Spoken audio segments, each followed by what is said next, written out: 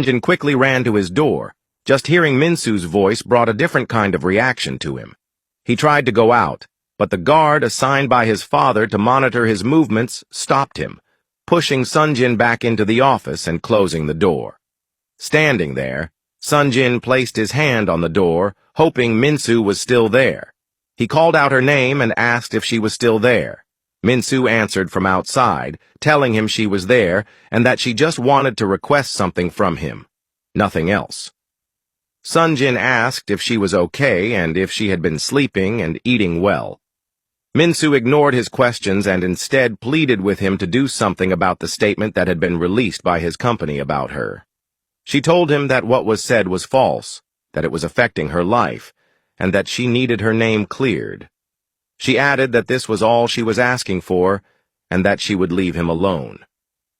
As she spoke, she began to walk away. Hearing her footsteps fade broke Sunjin's heart. He banged on the door and called out her name, demanding that the guard open it. Defeated and heartbroken, he sat by the door. He didn't want things to end this way. He truly loved her. Even though he had told her he was letting her go, his heart still longed for her. Later that day, Sunjin stormed into the PR department and went straight to the supervisor's office, ordering her to release a statement clearing Minsu's name. The supervisor hesitated, explaining that she had been instructed by Sunjin's father to put out the previous statement and didn't want to go against his orders. Sunjin looked at her angrily and reminded her that he was the CEO and demanded that Minsu's name be cleared. The supervisor looked at him, conflicted. She knew Sunjin's father had more power, and going against him would lead to trouble. She told Sunjin she wouldn't do it unless his father gave the order. Furious, Sunjin stormed out and went straight to his father's office. Without hesitation, he confronted him, reminding him that he had broken up with Minsu as requested and now expected him to clear her name. His father looked at him in disbelief, surprised that he was still thinking about Minsu. He had assumed they were past this. Sunjin pleaded with him, insisting that Minsu had no part in this, that it was his doing, and that she was a good person who only wanted to work hard and live a happy life. His father watched him, realizing just how deeply his son had fallen for Minsu. He stood up from his desk, walked over to Sunjin, and told him that he had no problem clearing Minsu's name, but only on one condition.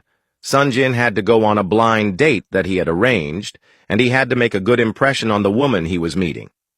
Sunjin, with no other choice, agreed. His father assured him that Minsu's name would be cleared after the blind date. Sunjin walked out angrily. The following day, Minsu visited the dean's office, asking if she could help her find another internship since she had been dismissed from Tech Bloom.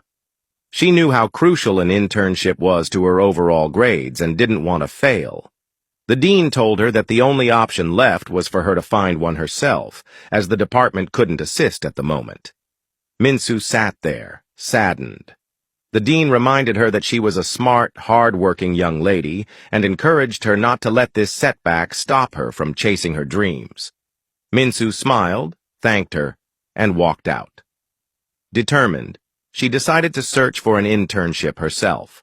She knew the best approach was to speak directly to potential employers and explain that the accusations against her were false. She visited several organizations, but none gave her a promising response. Still, she refused to give up.